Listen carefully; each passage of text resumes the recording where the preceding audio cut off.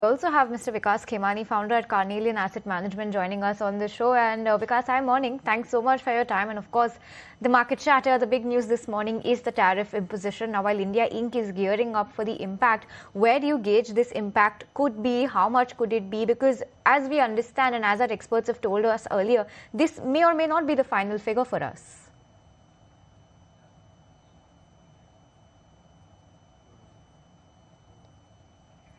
Vikas? Okay, I believe we've snapped that line and we'll try and reconnect with Vikas in a bit from now. Well, yes, all eyes are going to be on the kind of tariff impact that we're expecting to see back home. We've had experts earlier in the day who've joined us and told us that this may or may not be a final figure, given that we also have a US delegation that's going to be visiting us in late August to try and renegotiate this entire 25% number. And in fact, the bigger overhang right now is this 25% number, of course, but the penalty that India has been imposed for its trade relations with Russia in terms of oil, crude, and also defense goods. So that number is a variable as of now, and it's going to be very important to watch out for that. But I believe we have Vikas back with us. And Vikas, hi, morning. I was just asking you about what kind of impact do you think India Inc. could have to be installed for right now and could have to prep for, given this number that we're seeing, 25% prima facie, but this again may or may not be a final tariff number. Keep in mind, these are not the final tariff numbers. Of course, the tariff negotiation can go for a very long time. So to some extent, I think last quarter also there was uncertainty and the volume drop in the companies focused on exports to US, because whenever there's a policy uncertainty, it is bound to happen. And I'm sure we will have probably at least another quarter of uncertainty around that. I'm not saying that US exports will collapse, no, but there is uncertainty, and that can have quarter or two of the impact on the earnings of the companies exposed to the US. Rest all depends on what final outcome comes out. But I do believe that the kind of context which is there, everybody's being levied at least 25% kind of range. So it's not like, significantly negative, because everybody would be levied. But having said that, you would want definitely slightly favorable terms. But it is not easy for any negotiator, because these are very long, important negotiations. And I'm sure government is acutely working on that and being working at keeping in mind all the interests. So I think to some extent, maybe we might have a quarter or two of uncertainty on those sectors, companies which are exposed to US. And beyond that, I think, in my opinion, nothing changes, because overall exports to US is only about 80-90 billion dollars, which in the overall corporate earnings contribute a very little. So I don't see major market structure level any risk. But some of the companies might get impacted, some of the segments might get impacted, which could be also temporary in nature, depending on the final outcome is. We've got the pre-open rates. It's a 200-point gap down for the Nifty. But Vikas, purely from an equity market point of view, you think the cat is now out of the bag? I mean, we've lived in uncertainty for months now. At least now the equity markets know the worst that to price in, and they will be very quick to digest should the worst case scenario of 25% tariff be slapped on us. Absolutely. I think it's a fair point you are making, that, your worst case scenario, which anyway, in my opinion, markets, I don't think we're expecting anything worse than this. So your worst case scenario, the impact. And after that, you do your assessment and move on. And like I said, at a structure level, overall Nifty level or markets level, it's the impact on the earning based on this may not be very, very significant. Of course, some of the companies who are planning to, get big growth from that market would have, impact from a shorter term perspective. But I don't even think that even that would be structural in nature.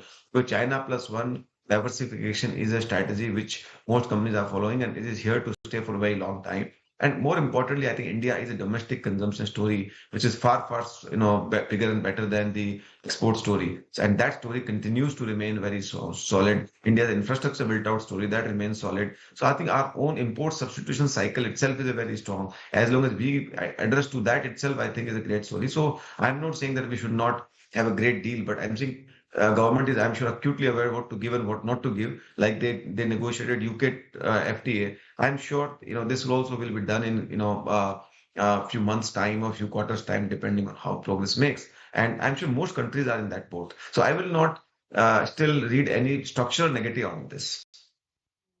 Yeah, absolutely.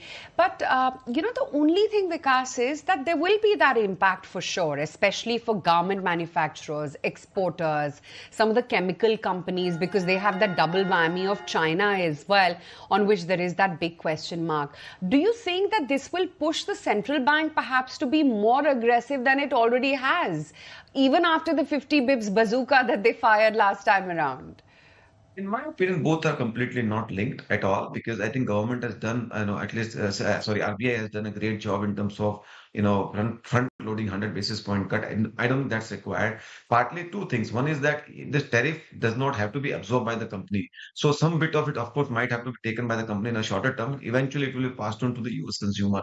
Secondly, also, we must understand a little bit of comfort for the exporters comes from the depreciated rupee, which we saw yesterday also, a little bit weak rupee. So I think partly that gets compensated. So assuming that this is like a very big scale, negative for everybody is will be wrong. Of course, there will be marginal negative for people who are exposed to US. And I'm sure, government will come out the plans with the give some targeted incentives to those companies or segments which are getting impacted. But I'm sure they are not happening in a hurry. They will happen, in due time and due course. That's what my expectation would be. Nifty Bank down 400 points, by the way. The mid-cap index down 700 points. That's the Nifty mid-cap 100. Nifty small-cap down to 32 points. That's a 1.25% cut. And Nifty 50 down 170 points. And that's down 0.6%, 24,685. Pretty much all sectors are bleeding red as we speak. I must say, though, it's in line with what the GIFT Nifty was indicating and what it adjusted to, and then what the implied open was throwing up this morning.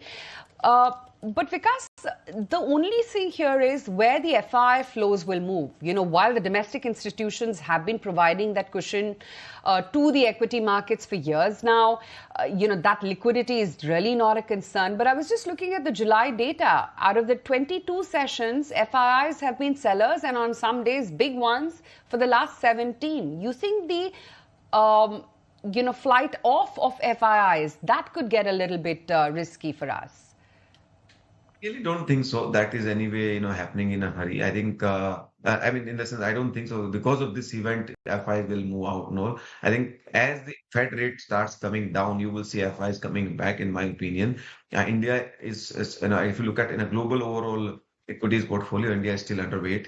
And I'm sure if you take structural view, it will again change. But technically, I think probably, we might be here and there. But this particular event will not change any view for India because India is far bigger domestic story than export story. No FI comes to India because it is an export story. So I think that in my opinion is not going to change anything. But Vikas, let's also have your take on the pharma space as well, because as we know that you have been bullish on this particular space, and of late the earnings have been quite robust. But this with 25% tariff as a blanket that has been announced, though Donald Trump has made it clear that pharma tariffs will be separate, and along with that he's talking about a 200% rather.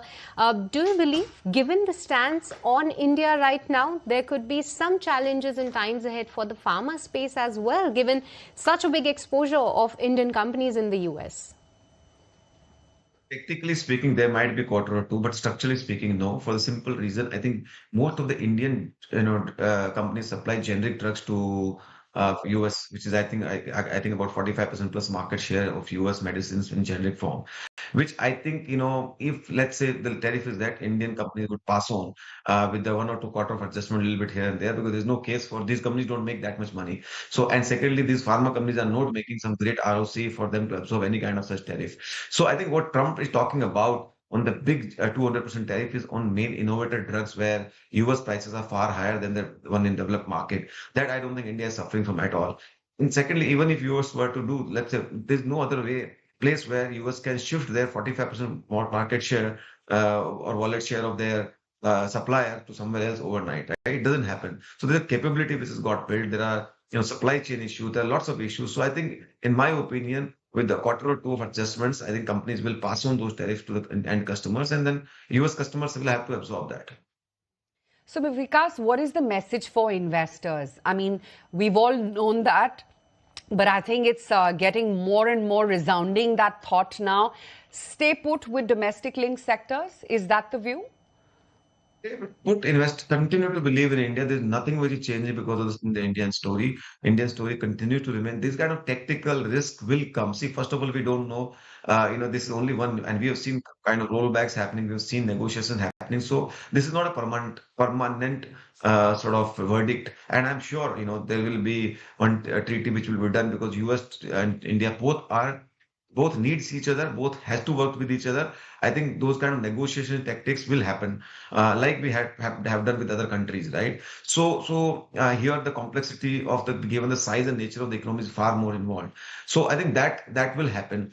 Uh, Other than that, an overall impact of this particular event is not big. Even if it is permanent in nature, is not a very big one. India's story is far, far, far more robust than only this aspect. Having said that, I do believe this will also be sorted out. So continue to remain invested.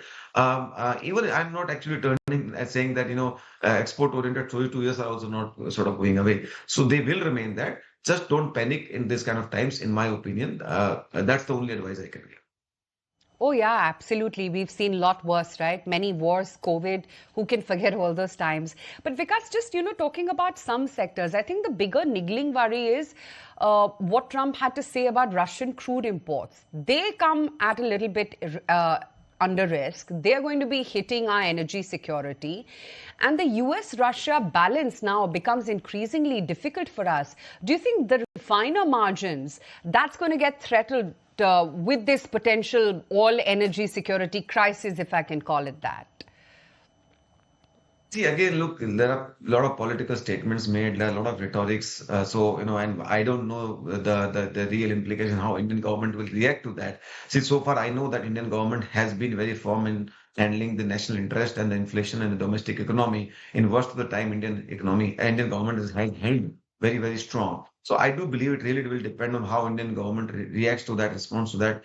Given my understanding of, I'm sure India has, there are negotiation tactics from both sides. And knowing Mr. Trump, he always has all his cards put in public domain and then kind of try to scare the other side and put pressure on the other side. So all those things are normal negotiation tactics.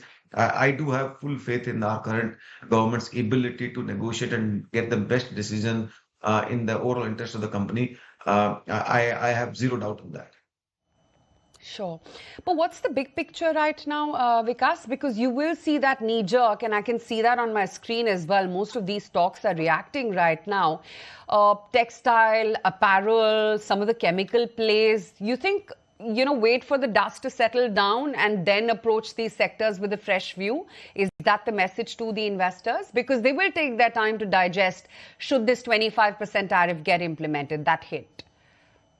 Absolutely. I think there's no point of reacting anything, even if it is, see, sectors, companies which are getting impacted, they will anyway buy down today, right? So you anyway kind of paid price for that. So rather than reacting, in my opinion, just wait for dust to settle down. We have seen many times rollbacks. We have seen, the things changing very often. So I would say that just don't overreact right now. Stay put, and there will be opportunities from this, and there will be a bit of challenges. So, and that as an investor, all the time you have to deal, because I don't know anything where an external environment don't change. It changes all the time. Sometimes commodity prices, sometimes interest rates, sometimes even customers going bankrupt. So all those things are very, very par for course, natural happening. As an investor, we have to deal with it. And I would say this is one of those, one more event. We'll deal with it, and I think move on in our overall long-term growth wealth creation journey.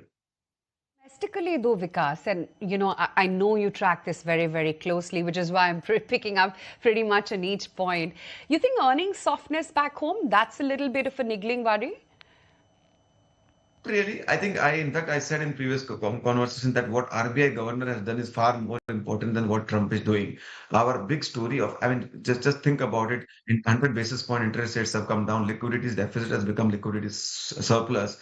And in a story which is far more domestically aligned, and with the continued capital flows into the domestic market of equities, I feel, in my opinion, the earning, it is a story which will continue. In the earning squeeze which we had, or earning slowdown which we had last year because of the liquidity squeeze, is it's changing, right? It's already kind of back on table. So I do believe that H2 second half of this financial year we will see a good robust recovery happening unless something major drastically changes on the policy. Let's see. I mean, we'll have to watch, but I don't think there's a major risk to the earning growth. We think that 13 to 15% earning growth is very much happening in this year. So far in the earnings, Vikas, anywhere where you've recommended to go overweight or underweight or remain neutral? Any changes that you've made looking at the earnings this quarter so far? Not much. I mean, we continue to. I mean, it's because of this quarter, we have not changed anything. I think we had significant overweight in the banks, which we kind of reduced a little bit, but not that we had very large weight. So having played out, we kind of reduced and looking some of the more consumer names, some of the more names where there's a lot of growth and value coming through. So these are the tactical adjustments we make all the time, but we've kind of reduced a little bit of our overweights. And we are still overweight, but a little bit of weight is on the banking side. Because if not banks, where do you think the next pool of leadership is getting created? Look at what L&T numbers are. I mean, so in my opinion, the kind of infrastructure growth story continues to remain that. According to me, that segment is still fairly ignored by the market and the overall, you can see, infrastructure led or especially the EPC companies doing very well. We can, so the point I'm trying to tell you that of course banks will continue to do well, but there are lots of, so consumer can, in my opinion, surprise on the because given the rural demand, rural monsoon doing well, rate cut happening can surprise on the positive side. According to me, sector has not done well for last 3, 4, 5 years. So you can see some positive coming through there. So and anyway, I mean, you don't need the IT. I think given the rupee, if you see order accretion of all the IT companies has been very, very solid, and given rupee, you might see some more comfort coming on the earnings side. So all you need is 3, 4 decent side segments to kind of lead, and markets can deliver that. On that hopeful note, Vikas, thank you as always for your time and good to gather your insight as always. That is mine. Thank you. Okay.